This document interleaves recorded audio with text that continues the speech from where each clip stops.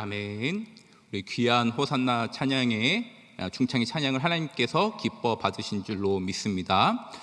우리 청년부에서 가끔 하는 인사입니다. 우리 한번 여기서도 해볼 텐데요. 양옆에 계신 분들을 바라보면서 이렇게 인사하겠습니다. 제 옆에 앉아주셔서 제 마음이 설레었습니다. 이렇게 한번 인사해 볼까요?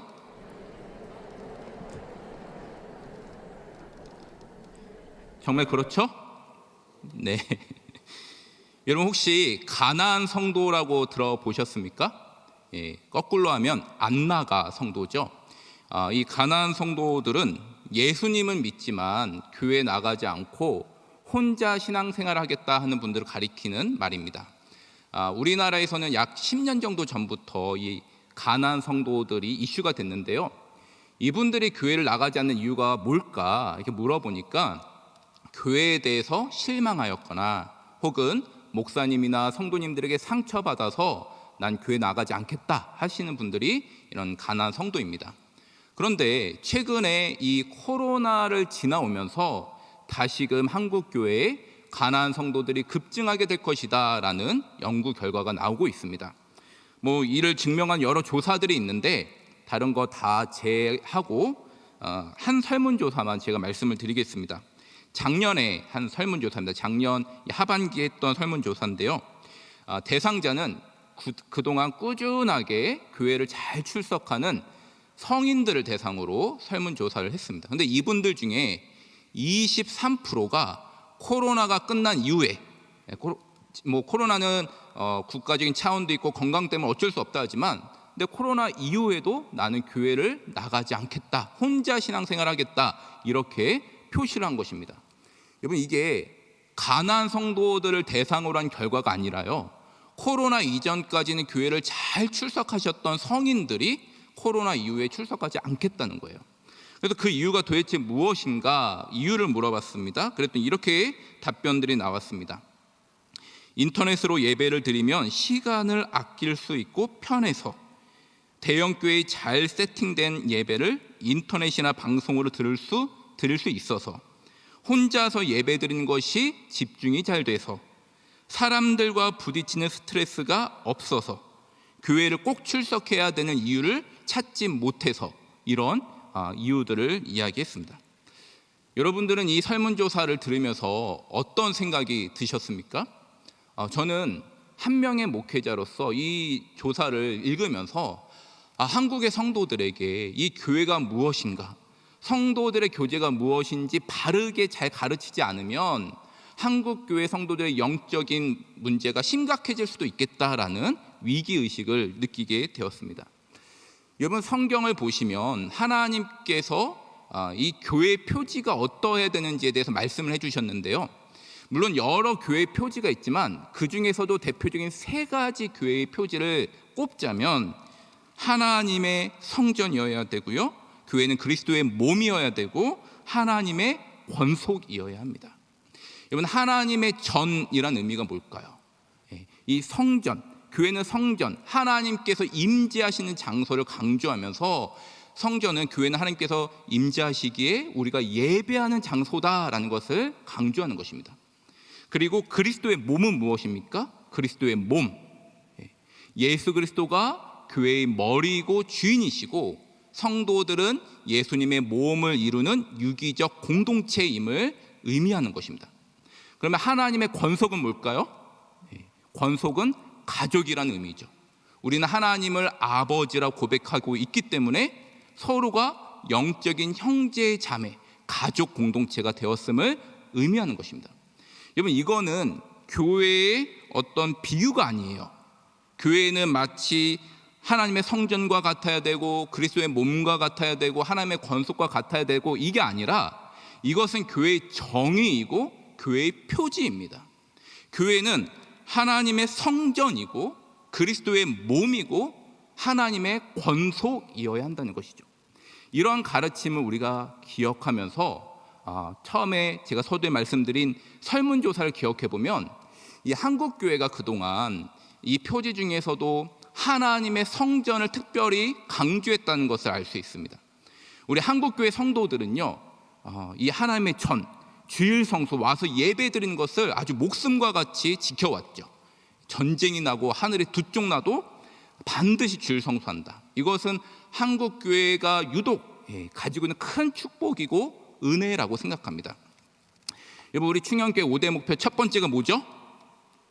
이거 바로 나오죠. 우리 충영교회 첫 번째가 신령한 예배입니다. 이것도 바로 하나님의 성전, 이 교회의 표제를 강조한 가르침이라고 할 수 있습니다. 그런데 한국 교회가 그동안 하나님의 성전으로서의 교회 표제를 잘 가르쳐왔다면 상대적으로 교회가 그리스도의 몸이고 하나님의 권속 공동체임을 조금 상대적으로 덜 가르치지 않았는가라는 생각이 드는 것입니다. 왜냐하면 바로 이러한 이유들 때문에 한국의 많은 분들이 이 코로나 이후에 내가 왜 교회를 나와야 되는지 모르겠고 왜 성도와 교제를 나눠야 되는지 그 필요성을 모르겠다라고 말하고 있기 때문입니다. 이러한 차원에서 우리는 오늘 본문 바울 사도가 가르치는 이 말씀을 집중해 보고자 합니다. 오늘 본문은 사도 바울이 갈라디아를 처음 방문하였을 때 그들에게 복음을 전하고 그들의 하나님을 알고 하나님 안에서 한 성도가 되어서 아름답고 깊은 사랑의 교제를 나누었던 때를 회고하는 말씀입니다. 여러분, 이 본문은 갈라디아서 전체에 두 가지 중요한 기능적 의미를 가지고 있습니다. 첫 번째는 뭐냐면 전체적인 맥락 속에서는 이 갈라디아 교회 성도들이 은혜의 복음에서 돌아서서 지금 율법에서 방황하고 있는 거예요. 이들을 향해서 과거에 우리가 복음 안에서 정말 깊고 뜨거운 사랑의 교제를 나눴던 것을 회고하면서 감정적으로 호소하는 것입니다. 속히 복음으로 돌아오라는 것이죠. 우리가 잘 알고 있는 대로 바울이 1차 전도 여행 때 갈라디아 지역에 들어서 복음을 전했죠. 여러분, 갈라디아 사람들이, 성도들이 분명히 복음을 알았고 예수 그리스도를 믿어 은혜의 복음을 그들이 갖게 되었습니다. 그런데 바울이 갈라디아 지역을 떠난 이후에 이 율법주의 거짓 교사들이 들어와서 이들을 미혹한 거예요. 그래서 은혜의 복음에서 떠나 율법으로 돌아서게 한 것이죠. 바로 이때 바울이 갈라디아서 편지를 보내는 것입니다. 이신칭의 복음을 다시 한번 전하고 그들이 이 은혜의 복음을 돌아선 것을 아주 강경하게 다그치면서 질책하기도 하죠. 어떻게 너희가 다시 율법 초등학문으로 돌아갔느냐라고 강한 질책도 합니다. 그런데 바울이 강한 질책만 한 것이 아니라 오늘 본문을 보면 과거에 우리가 복음 안에서 이런 깊은 사랑의 교제를 나눴다는 것을 회고시켜서 감정적인 호소를 하는 그런 본문이라고 말할 수 있는 것이죠. 두 번째, 이 본문이 갖고 있는 기능은 무엇이냐면 조금 문맥을 좁혀서 살펴보자면 복음 안에서 형제 자매가 된 성도들이 어떠한 사랑의 교제를 맺어야 되는지, 어떠한 사랑의 관계를 맺을 수 있는지에 대한 말씀이라고 할 수 있습니다. 여러분, 오늘 본문 조금 위로 올라가 보시면 여러분 한번 찾아보세요. 바로 위에 갈라디아서 4장 4절부터 6절을 보시면 바울이 이렇게 이야기합니다. 하나님께서 독생자 아들 예수 그리스도를 우리에게 보내셨고 예수님께서 우리의 죄를 속량하심으로 말미암아 우리가 하나님의 자녀가 되었다. 이제 우리 안에 성령님께서 계시는데 이 성령으로 말미암아 우리가 하나님을 아빠, 아버지라 부를 수 있고 하나님과 친밀한 영적 교제를 맺을 수 있다라는 것을 가르치고 있습니다. 그러니까 자연스럽게 이어지는 오늘 본문은 무엇이겠습니까? 이렇게 하나님을 아버지라 부르고 하나님의 자녀가 된 형제 자매들이 성도로서 얼마나 아름답고 깊은 사랑의 관계를 맺을 수 있는지를 과거 자신의 경험을 통해 갈라디아 성도들과 나눈 이 경험을 통해 다시 한번 깨닫게 해주고 그 사랑을 회복하라는 메시지다라고 할 수 있습니다. 오늘은 우리가 조금 문맥을 좁혀서 복음 안에 있는 우리 성도들이 어떠한 사랑의 관계를 맺을 수 있고 관계를 맺어야 하는지에 대하여 우리가 초점 맞춰서 말씀을 나누고자 합니다. 여러분, 오늘 본문으로 돌아와서요, 바울이 이 갈라디아 성도들을 어떻게 대했을까요? 우리 12절 말씀을 우리 한번 같이 한번 읽어보겠습니다. 12절입니다. 시작. 형제들아, 내가 너희와 같이 되었은즉 너희도 나와 같이 되기를 구하노라. 너희가 내게 해롭게 하지 아니하였느니라. 아멘. 그럼 바울 사도가요, 갈라디아 성도들 향해서 형제들아 라고 말하면서 내가 너희와 같이 되었은즉 이라고 이야기하죠. 여러분, 이 바울의 고백을 어떻게 생각하십니까? 제가 과거에 이 본문을 가지고 청년들과 함께 은혜를 나눈 적이 있어요. 그런데 그때 한 청년이 이 갈라디아서 4장 12절을 묵상하면서 나눴던 아주 독특한 은혜를 잊을 수가 없어요. 이 청년이 뭐라고 이야기했냐면 이 12절을 보면서 유명한 드라마의 명대사가 생각났다는 거예요. 파리의 연인에서 나오는 건데 이동건 씨가 김정은 씨를 향해서 하는 말, 내 안에 그렇죠, 내 안에 몇 명밖에 모르시나 봐요. 그렇죠? 우리 충현의 가족들은 말씀 한 장은 쉽게 외워도 드라마 명대사 이런 거는 별로 기억도 안 하시는 것 같아요. 여러분, 이 대사가 얼마나 유명한지 네이버 한글 사전에 등록되어 있습니다. 이 청년이 이런 이야기를 하는 거예요. 아니, 피부치도 아니고 사랑하는 연인 관계도 아닌데 어떻게 바울이 맨정신으로 이런 고백을 할 수 있느냐? 그렇게도 생각할 수 있구나. 처음 이렇게 제가 그 청년의 이야기를 듣고 생각한 기억이 있습니다. 그런데 여러분, 이 바울의 이 고백, 내가 너희와 같이 되었은즉이라는 이 사랑의 말씀이 단순히 로맨틱한 그런 고백일까요? 더군다나 12절 말씀 보면 바울이 갈라디아 성도들에게 너희도 나와 같이 되기를 구하노라 라고 이야기합니다. 여러분, 이 사랑이 도대체 어떠한 사랑일까요? 자, 여러분, 우리 화면을 보면서 고린도전서 9장 23절을 한번 읽어보겠는데 여러분 직접 찾으셔도 좋겠습니다. 고린도전서 9장 23절 우리 같이 한번 읽어봅니다. 시작.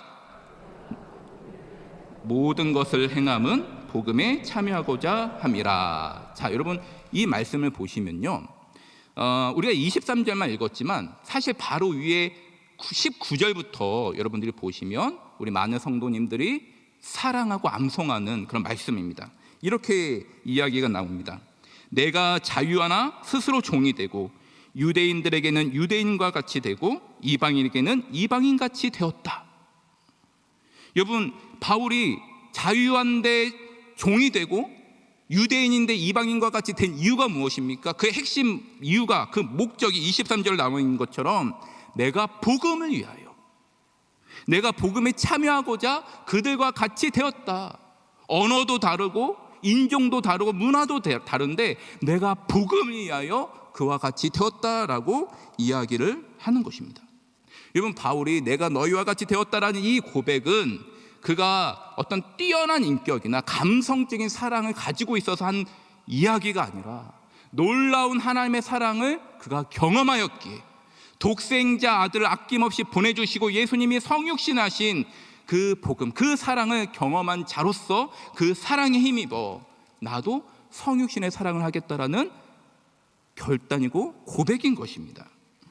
여러분, 바울이 복음을 먼저 알았기에 갈라디아 성도들에게 너와 같이 되었다라는 이 사랑을 실천했습니다. 그런데 바울과 갈라디아 성도들의 이 사랑의 관계는 바울만의 일방적인 사랑은 아니었습니다.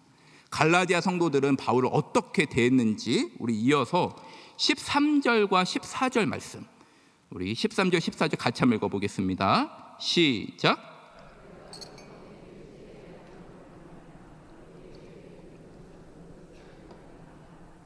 너희를 시험하는 것이 내 육체에 있으되 이것을 너희가 업신여기지도 아니하며 버리지도 아니하고 오직 나를 하나님의 천사와 같이 또는 그리스도 예수와 같이 영접하였도다. 여러분, 13절 보니까요, 바울이 내가 처음에 육체의 약함으로 말미암아 이렇게 이야기합니다. 그러니까 바울이요, 갈라디아 지역을 처음 방문했을 때 그에게 병이 있었다는 것입니다. 근데 이 병이 무엇일까 성경학자들마다 의견이 다릅니다. 그러니까 어떤 분들은 바울이 전도 여행 중에 말라리아 모기에 물려서 열병에 걸렸을 것이다. 또 어떤 분은 바울이 간질병에 걸렸을 것이다. 심각한 눈병을 앓았을 것이다.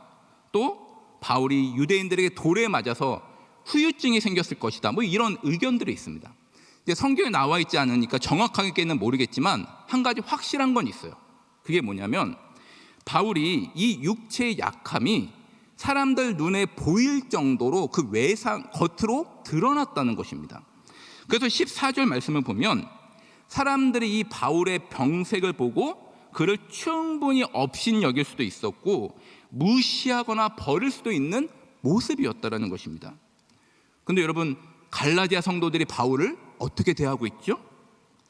14절 끝부분에 보니까 하나님의 천사와 같이, 심지어 그리스도 예수와 같이 바울을 영접하고 대했다는 것입니다. 주후 165년경에 기록된 바울 행전이란 외경이 있습니다. 이건 외경이니까 여러분 뭐 큰 관심 갖지 않아도 되는데요. 흥미로운 것은 이 바울 행전에 바울의 외모에 대한 묘사가 있어요. 그래서 이렇게 보면 어떻게 이야기를 하냐면요, 바울이 대머리에, 키도 작고 코는 갈고리 모양으로 휘었고 안장다리에 허리가 굽혔다, 이렇게 나와 있습니다. 뭐 어떤 모습이죠?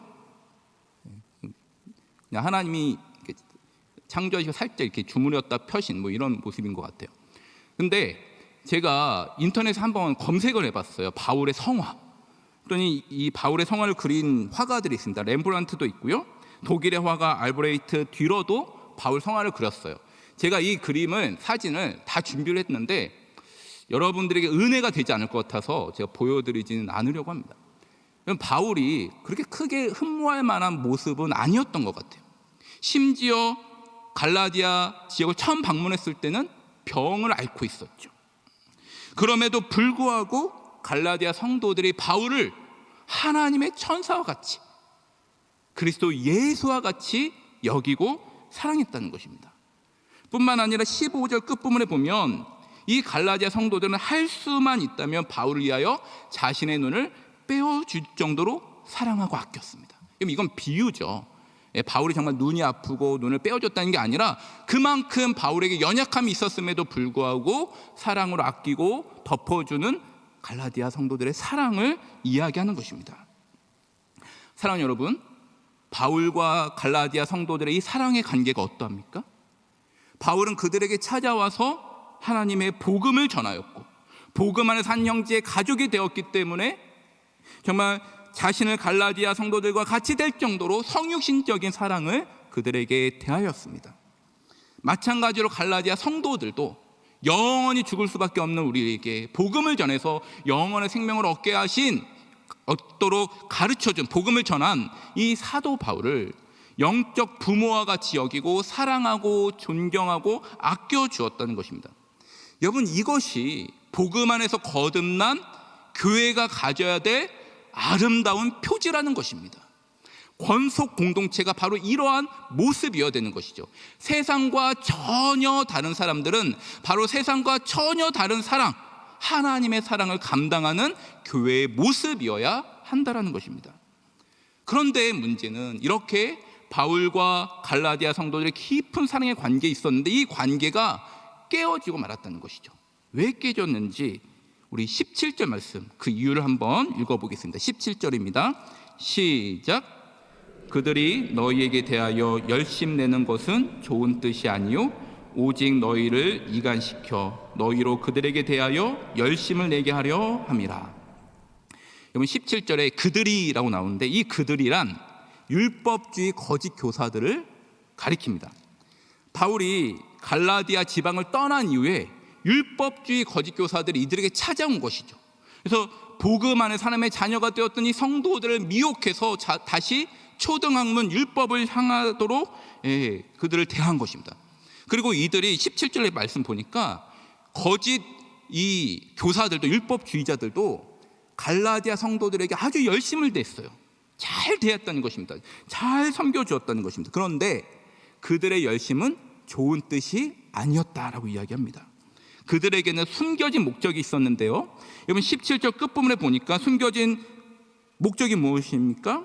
너희로 그들에게, 즉 이율법주의자들에 대하여 열심을 내게 하려 했다라는 것입니다. 다시 말해서 이 율법주의자들이 갈라디아 성도들을 잘 대해준 이유가 하나님께 열심을 내도록 한 게 아니라 그들이 자신들에게, 율법주의자들에게 열심을 내고 자신들의 유익과 자신들의 이름을 위하여 갈라디아 성도들을 나쁜 목적으로 섬겼다라는 것입니다. 뿐만 아니라 계속해서 말씀을 보면 이 율법주의자들은 갈라디아 성도들을 이간시켰다고 나오죠. 여기서 이간시키다는 단어는 분리시키다, 제외시키다라는 그런 뜻입니다. 그러니까 이 율법주의자들이 갈라디아 성도들과 성도들 사이를 이간질시키고 바울과 성도들 사이를 이간질시킨 거예요. 바울 그 사람 참된 사도가 아니야. 예수님의 12 제자가 아니었잖아. 그 사람의 말은 거짓말이야 라면서 바울과 성도 사이를 멀어지게 한 것이죠. 결국 갈라디아 성도들 복음에서 제외시키도록 한 것입니다. 여러분, 이런 율법주의자들의 모습은 예나 지금이나 비슷한 것 같아요. 오늘날도 이 이단들의 가장 중요한 그들의 방식이 뭡니까? 교회 안에 조용히 들어와서 성도들을 아주 잘 대해주죠. 헌신적으로. 그래서 우리 성도들이 이 마음이 착하니까 금방 이렇게 마음 문이 열립니다. 그러면 이때부터 검은 목적을 드러내는 것입니다. 사람들을 이간시키죠. 성도와 성도 사이를 이간시키고 성도와 목회자 사이를 이간시키고 작은 약점도 부풀려서 결국 교회를 분란 일으키게 하는 그들의 모습 비슷한 것입니다. 그런데 여러분, 만약 여러분들의 바울의 입장이라고 한다면 복음을 통해서 해산의 고통으로 나은 이 갈라디아 성도들이 복음에서 돌아설 뿐만 아니라 자기를 원수처럼 대하는 이 갈라디아 성도들에게 여러분 어떠한 마음이 드시겠습니까? 바울이 매를 맞으면서 돌을 맞아가면서 목숨을 아끼지 않고 복음을 전했는데 금방 이 율법주의자들에게 미혹돼서 원수처럼 여기는 거예요. 만약 이 정도라면 정말 배은망덕한 마음에서 갈라디아 성도들에게 미워하는 감정이 나오지 않았을까요? 아니, 미워하진 않더라도 굉장히 섭섭하고 굉장히 기분 나쁘지 않았을까요? 그러나 갈라디아 성도들을 향한 바울의 마음은 결코 그렇지가 않았습니다. 여러분, 우리 마지막으로 19절부터 20절 말씀, 19절부터 20절 말씀을 우리 한번 같이 한번 읽어보겠습니다. 시작.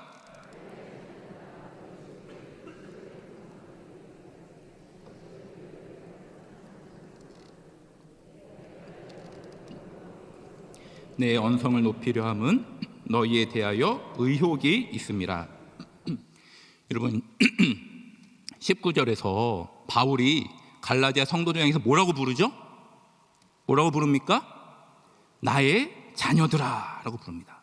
그리고 하는 말이 너희 속에 그리스도의 형상을 이루기까지 다시 너희를 위하여 해산하는 수고를 하노니 라고 말하죠.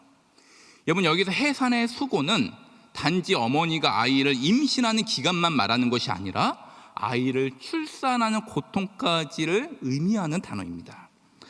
얼마 전에 제가 청년부에서 섬겼던 한 자매가 이제 결혼을 해서 아이를 출산했어요. 근데 이 자매가 막달이 되었을 때, 이제 임신 막달이 되었을 때 이제 우연히 저를 만났는데요. 기도 부탁을 하는 거예요. 목사님, 막달이라 너무 힘들어요. 몸도 힘들고 불안한 마음이 자꾸 드는데 저를 위해서 좀 기도 좀 해주세요. 그래서 제가 열심히 기도했습니다. 그래서 잘 아이를 출산했어요. 그런데 이제 그 이후에 이제 아이를 잘 키우고 있는 걸로 알고 있고 잘 키우는데 얼마 전에 또 이제 만난 거예요. 근데 이분이 또 이렇게 이야기를 합니다. 목사님, 너무 힘들어요. 아이가 완전히 밤낮이 바뀌어가지고 잠도 제대로 못 자고 피곤해서 너무 힘듭니다. 기도 좀 해주세요. 막 이렇게 토로를 하는 거예요. 그래서 제가 가만히 듣다가 자매님, 많이 힘드시죠? 그런데 지금이 좋은 거예요. 나중에 더 힘들어요. 이게 시작이에요. 이런 말이 목구멍까지 나왔다가 이렇게 얘기하진 않았어요. 여러분, 아이를 다 키워보신 분들, 아이를 낳아보신 분, 그리고 성인까지 자라게 하신 우리 권사님들, 어머님들 이제 물어보겠습니다. 아이를 출산하는 해산의 고통이 큽니까? 아니면 밤낮도 가리지 못하는 어린 아이를 장성한 성인까지 기르는 그 수고와 희생이 더 큽니까? 그렇죠. 둘 다 힘들죠. 둘 다. 제가 물어봐도 꼭 하나만 대답하는 게 아니에요. 둘 다 얘기하시면 돼요. 둘 다 힘듭니다. 여러분, 저도 자녀가 있어요. 둘 다 10대가 되었습니다. 근데 그 중에 한 명이 사춘기에 접어들었는데 가끔 이런 생각을 합니다. 누가 좀 데려가서 5년만 키우고 좀 사람이 되면 다시 데려다 줬으면 좋겠다, 이런 생각을 종종 하는 것입니다. 여러분, 죄송합니다. 제가 저희 아들 저희 자녀 생각만 하면 목이 메어가지고요. 여러분 해산도 고통스럽지만 아이를 키우는 것도 힘들죠. 아이가 학교 들어가고 사춘기가 되고 한번 아프기라도 하면 얼마나 그 희생과 사랑의 수고가 큽니까? 그럼에도 불구하고 우리가 이렇게 장성한 성인이 될 수 있었던 이유가 무엇입니까? 첫 번째는 어머니가 해산의 수고를 낳아주었기 때문이고, 두 번째는 밤낮도 가리지 못하는 어린 아이를 장성한 성인이 되기까지 희생하고 사랑하고 헌신해 주신 부모님의, 어머님의 사랑이 있기 때문인 것이죠. 바울이 바로 이것을 지금 이야기하고 있는 것입니다. 내가 고난의 역경과 수고로, 해산의 수고로 너희를 복음 안에서 낳았는데, 이 영적 자녀들인 갈라디아 성도들이 복음에서 일탈하여 다시 율법에서 헤매고 있는 것입니다. 바로 이때 바울이 19절에 다시 한번 고백합니다. 다시 너희를 위하여 해산의 수고를 하노니, 너희 안에 하나님의 자녀가 되어 하나님의 백성이 되었지만 지금 미혹되어 방황하고 있으니, 그리스도의 형상이 너무나 연약하니 너희가 장성한 그리스도의 분량으로 자라기까지 내가 다시 한번 너희를 위하여 헌신하고 수고하고 희생하는 해산의 수고를 하겠다라고 고백하고 있는 것입니다. 사랑하는 여러분, 지금 한국교회에 많은 어려움들이 있습니다. 우리의 젊은 성도들이 교회를 나가야 될 이유를 잘 모르겠다, 성도와 교제를 꼭 해야 될 이유를 모르겠다 하면서 나홀로의 신앙을 갖고 있어요. 교회에서 이탈하고 있어요. 여러분, 이거는 다른 교회의 이야기만이 아닙니다. 여러분, 우리 주변에 있는 우리 초신자들은 어떠합니까? 복음을 듣고 하나님의 자녀가 되었죠. 진리의 말씀을 듣고 교회 잘 정착하여 무럭무럭 자라가야 되는데, 코로나 시기를 지나면서 방황하고 다시 한번 세상에 미혹되고 있는 분들이 우리 주변에 참 많이 있습니다. 여러분, 이들을 향해 나가야 될 사람들이 누구입니까? 이들을 향해 사랑하고 다시 헌신하고 수고해야 될 사람이 누구입니까? 바로 하나님의 사랑을 먼저 받은 저와 여러분들이 그들 향해 해산의 수고를 멈추지 말아야 합니다. 왜냐하면 우리는 영적인 가족이기 때문이죠. 하나님의 자녀된 형제 자매이기 때문에 가족들을 향한 사랑의 관심을 포기하면 안 된다는 것입니다. 여러분, 바울이 오늘 말씀에서 갈라디아 성도들 향해 내가 너희를 위하여 다시 해산의 수고를 하겠노라라는 이 선포는 우리가 결코 범접할 수 없는 대사도 바울의 어떤 뛰어난 인격적인 그런 사랑이 아니라, 하나님의 사랑을 받은 자라면, 독생자 아들 아낌없이 보내주신 그 성육신의 사랑을 경험한 저와 여러분들이라면 마땅히 감당해야 될 성도 간의 사랑인 줄로 믿으시기 바랍니다. 사랑하는 여러분, 이제 내일 모레면 금요일 순세가족 초청 금요 집회로 드립니다. 여러분, 작정하고 있는 태신자들이 있는 줄로 압니다. 여러분 그들이 꼭 이번 집회에 나올 수 있든 없든 그것과 상관없이 우리가 태신자로 작정하였다면 해산의 수고를 결코 포기해서는 안 되는 것이죠. 기도만이 아니라 그들에게 더 세심한 관심을 갖고 사랑을 전하고 정말 그들과 같이 되어 더욱더 해산하는 수고를 감당할 때, 여러분, 그들이 또 귀한 열매로 우리에게 오게 될 줄로 믿습니다. 여러분, 우리 주변에 소중한 다음 세대들이 있습니다. 또한 영적으로 연약한 지체들이 있습니다. 하나님의 사랑을 먼저 알고 먼저 경험한 우리들이 다시 한번 그들에게 나아가 이 바울과 같은 귀한 사랑을 감당할 수 있는 저와 여러분들 다 되실 수 있기를 주님의 이름으로 축복합니다. 이러한 하나님의 권속으로서, 가족으로서의 사랑을 우리가 실천할 때 우리의 귀한 형제 자매들이 교회에 나와서 하나님을 예배하고 성도와 교제할 분명한 이유와 목적을 깨닫고 더욱 교회를 사랑하고 더욱 하나님 앞에 바른 예배자로 서게 될 줄로 믿습니다. 그러할 때 우리의 아버지 되신 하나님이 우리를 더욱더 축복하시고 우리의 모습을 기뻐하시고 우리에게 귀한 은혜를 내려주실 줄로 믿습니다. 아멘. 기도하겠습니다. 사랑의 하나님 아버지, 주님의 은혜에 감사합니다. 독생자 아들을 우리에게 보내어 주셔서 예수 그리스도의 복음으로 우리를 하나님의 자녀 삼아 주시고 믿음의 권속 공동체로 세워주시니 감사를 드립니다. 하나님, 우리가 형제 자매가 되었으니 우리 주변에 있는 연약한 지체들을 향하여 마음을 쏟고 해산의 속을 아끼지 않는 정말 가족으로서의 사랑이 우리 가운데 풍성하게 회복되고 넘쳐나게 하여 주시옵소서. 감사드리며 이 모든 말씀 예수님의 이름으로 기도하옵나이다. 아멘.